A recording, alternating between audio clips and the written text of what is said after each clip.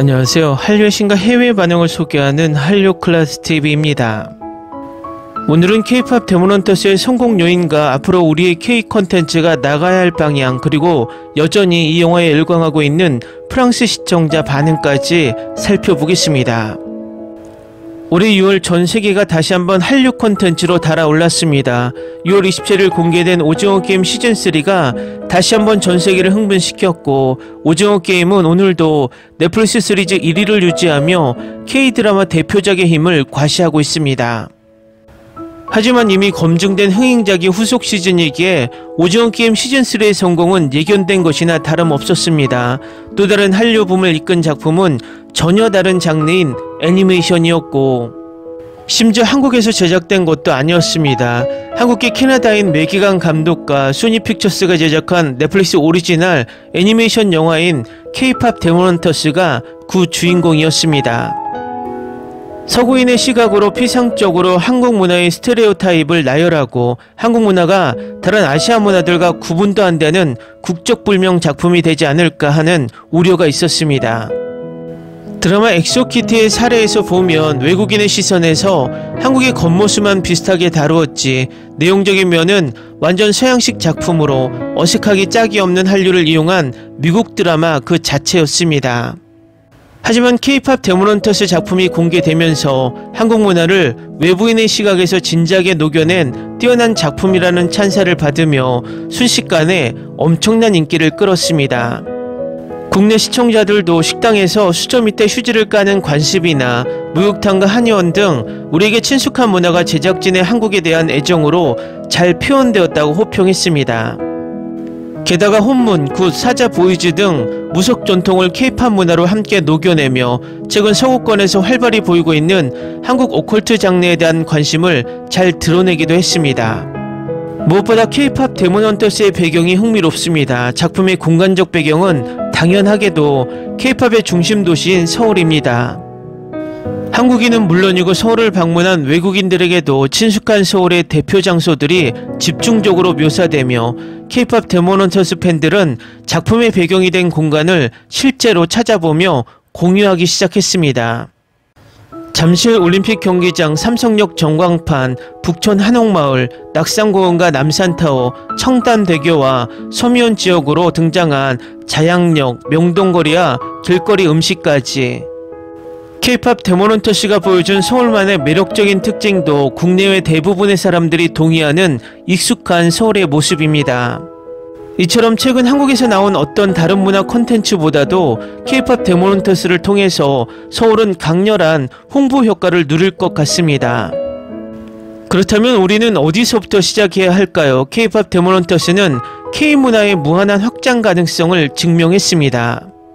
전통적인 K-POP의 틀을 벗어나 애니메이션, 판타지, 액션 등 다양한 장르와 결합할 수 있음을 보여줬습니다. 이제 우리에게 필요한 것은 더 과감한 시도입니다. 장르의 경계를 넘나드는 실험적 시도와 함께 한국적 요소들을 더욱 당당하게 전면에 내세우는 것입니다. 이제는 한국인 스스로 우리의 문화를 다시 봐야 할 때인 것 같습니다. 우리 스스로에겐 다소 과하게 느껴질 수 있는 요소들이 외국인들에게는 오히려 신선하고 흥미롭게 다가간다는 것을 기억해야 합니다. 한국 창작자들이 좀 더 자신감을 가지고 우리 고유의 정체성을 과감하게 드러내야 할 시점이라고 생각합니다. K-POP 데몬헌터스는 끝이 아니라 시작입니다. 글로벌 무대는 이미 열려있고 문제는 누가 어떤 시선으로 그 문을 열고 들어가느냐입니다. 폭삭 소가스타 오징어 게임 K-POP 데몬헌터스로 K-컬처의 가능성은 충분히 확인했습니다. 이제는 실행만이 남았습니다. 김구 선생님이 꿈꾸었던 문화강국의 나라가 되어가는 시작점인 지금, 우리는 먼저 우리 문화를 전달하는 플랫폼인 국산 글로벌 OTT부터 확보하고 우리가 만든 콘텐츠를 우리의 OTT로 전세계에 전달하는 것부터 시작해야 합니다. 프랑스 언론에서도 K-POP 데몬헌터스의 이 한류 현상이 일시적인 현상이 아니라고 이야기하고 있는데, 그 부분만 발췌해서 소개하면 헌트릭스는 그저 스쳐 지나가는 현상이 아닙니다. 스포티파이에서 How Is Done, Take Down, What Is Sound Like는 수천만의 스트리밍이 되었습니다. 현재 이 영화의 8개 트랙이 빌보드 핫백 차트에 오르며 2009년 영화 한나 몬타나 이후 최다 기록을 경신했습니다. 영화 자체도 93개국 넷플릭스 차트 톱10에 진입했고 사운드 트랙은 빌보드 202위를 차지하며 트와이스와 블랙핑크의 최근 발매곡을 제쳤습니다. 하지만 얼마 전 올라온 블랙핑크의 띄어 뮤직비디오가 5일 만에 7천만 조회수를 넘으며 헌트릭스 골든의 3주 동안 5,800만 조회수를 압도했습니다. 유튜브에선 가상의 K-POP 그룹이 현실의 K-POP 그룹에 압도당하고 있습니다. 프랑스 공식 넷플릭스 유튜브 채널을 보면 K-POP 데모넌터스의 예고편조차 올리지 않았지만 뒤늦게 프랑스 버전 영상을 올리고 있는 것을 보면 이 영화가 프랑스에서도 엄청난 이슈를 낳고 있음을 간접적으로 알 수 있습니다. 다음은 K-POP 데모넌터스에 열광하는 프랑스 시청자 반응입니다. TV에 이 보석같은 영화가 있고 영화관에는 똥같은 백설공주가 있다는 사실은 완전히 범죄입니다. 3D 애니메이션이면서도 애니메이션의 가능성을 마음껏 즐기는 모습이 마음에 들어요. 팝콘 눈 장면도 멋지고요. 재밌었고 아름다운 애니메이션의 주제도 정말 훌륭해요. 이 영화는 기본적으로 데빌 메이 클라이의 K-팝을 넣은 영화예요. K-팝 데모넌터스는 좋은 애니메이션이 있는 괜찮은 영화이고 스토리도 괜찮고 가끔은 정말 부끄럽기도 하고 노래는 중독성 있습니다.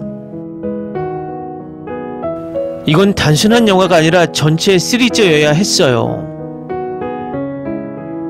저도 당신과 같은 생각이었어요. K-팝은 제 스타일이 아니었지만 이 영화는 제가 눈물을 흘린 몇 안 되는 영화 중 하나였고 애니메이션 스타일도 그저 애니메이션이었어요. 이제 저는 K-팝 팬이 될 것 같아요. 정말 아름다웠고 걸작이에요. 올해 제 최고의 영화 중 하나예요. 넷플릭스에서 이런 영화를 더 좋아하게 됐어요. 원래는 3시간 분량이었는데 1시간 30분 분량으로 만들어졌어요. 이 영화의 시각적 정체성 중 하나는 K-팝 공연처럼 보인다는 사실입니다. 미술팀은 콘서트 조명과 편집사진을 광범위하게 연구했고 그 결과가 정말 좋았습니다. 속편이 정말 보고 싶어요. 첫 번째 영화의 성공으로 100% 실현될 수 있을 것 같아요. 그리고 속편을 만든다면 진우를 다시 데려와야 할지 아니면 진우를 그대로 두어야 할지 잘 모르겠어요. 진우의 캐릭터 전개와 희생이 엉망이 될 테니까요. 솔직히 넷플릭스에서 나오는 건 다 시리즈라고 생각해요. 그래서 나오기 전까지는 이게 영화인 줄도 모르고 시리즈인 줄 알았어요. 그래서 좀 헷갈렸지만 이 영화는 제가 지금 제일 좋아하는 영화 중 하나예요. 음악이 너무 좋아요. 유어 아이돌 정말 좋아요. 소름 돋아요. 네, 이 영화는 이미 프랜차이즈의 전말이 밝혀졌고 넷플릭스와 소니가 속편과 단편을 최대한 빨리 내놓아 시리즈로 만들기를 바랍니다. 내 친구가 내기에 이겼기 때문에 이걸 꼭 봐야 했는데 한국에 대해 아무것도 모르고 K-팝도 들어본 적이 없는 나에게는 꽤 재미있었어요. K-팝을 이제부터 자주 듣게 될 것 같아요. 저는 선셋 시스터를 중심으로 한 속편이 필요하고 루미가 반악마 반사냥꾼이라는 점을 기대하고 있습니다. 이 영화 보기 전에는 K-팝을 싫어했어요. 이 영화 음악이 너무 좋아서 예전에는 싫어했던 장르가 좋아졌어요. 이 영화 음악이 정말 훌륭하다는 증거죠. 특히 저는 메탈과 테크노를 훨씬 더 좋아하는데 말이죠. 정말 이걸 극장에서 개봉했으면 좋겠어요. 진우는 마지막에 나를 울게 했어요. 사운드 트랙 노래가 정말 환상적이에요. 골든과 This is what it sounds like는 정말 좋아요. 디즈니 픽사 영화에 기대하는 부분인데 요즘 노래가 별로네요. 이거 극장에서 보고 들으면 좋겠어요. 이 영화는 제가 다시 보고 싶어지게 만든 유일한 영화입니다. 그만큼 좋은 영화입니다. 넷플릭스가 K-팝에 편승하는 것 같다고 생각했어요. 그런데 아티스트 팬아트를 계속 보고 많은 사람들이 극찬하는 걸 봤어요. 보기를 잘했다는 생각이 들어요. 여자친구가 이 영화를 추천해 줬는데 정말 기분 좋게 놀랐어요. 애니메이션도 아름답고 이런 장르의 음악을 싫어하는 저임에도 불구하고 처음부터 끝까지 재밌게 봤어요. 최고의 영화는 아니지만 그래도 볼만한 가치는 충분히 있어요. 아무 생각 없이 들어갔는데 중독에 시달리게 됐어요. 한국 신화에 접근함으로써 그들은 디즈니가 수년 전에 포기한 것을 하고 있습니다. 디즈니는 예전에 이런 식으로 했었습니다. 아이러니하게도 이 영화는 지금까지 제가 가장 좋아하는 2025년 영화가 되었습니다. 디즈니가 메모해 두세요. 프리퀄 영화, 특히 루미 부모님 세대를 다룬 영화가 있었으면 좋겠어요. 루미 엄마와 셀린의 이야기가 루미의 사랑 이야기보다 더 흥미로울 것 같아요. 그리고 그 괴짜 의사는 루미 부모님을 알고 있을 것 같아요. 그리고 진우도 어떻게든 등장하면 좋을 것 같아요. K-팝 데모넌터스는 아나스타시아와 더 프린스 오브 이집트와 함께 최고의 디즈니 영화 판테온에 합류했습니다. 댓글 반응 잘 보셨나요? 여러 나라의 이 영화에 대한 해외 반응을 소개시켜 드리고 있는데 모든 나라의 공통점은 세 가지입니다. 첫 번째, 속편을 만들어 달라. 두 번째, 극장에서 개봉해 달라. 세 번째, K-팝에 관심이 없거나 싫어했는데 좋아하게 되었다. 저는 우리나라 입장에서 보면 세 번째가 이 영화가 주는 파급 효과 중 가장 큰 효과라고 생각이 듭니다. 우리 돈 1원도 쓰지 않고 우리 문화의 홍보와 K-팝 홍보를 하는 영화가 만들어져 향후 우리 관광산업과 문화산업에 엄청난 경제 효과를 불러일으키고 있다는 것입니다.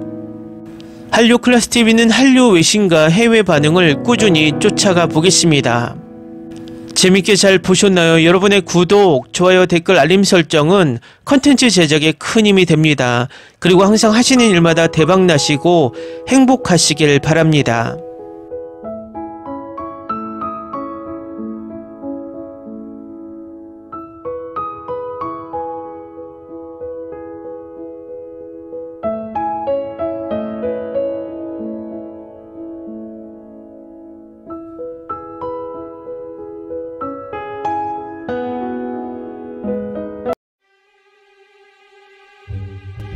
Ni se te ocurra. Olvida el ganso y los tomates. No hables de las ballenas. No es un acuario. No actúes como tonta. Que eras una genio. ¿Sí? No vayas a presumir, a la gente no le gusta eso. Y no digas cosas sin sentido. Y bueno, ¿terminamos? Hasta pronto. Abogada, tengo mucha curiosidad por conocerla.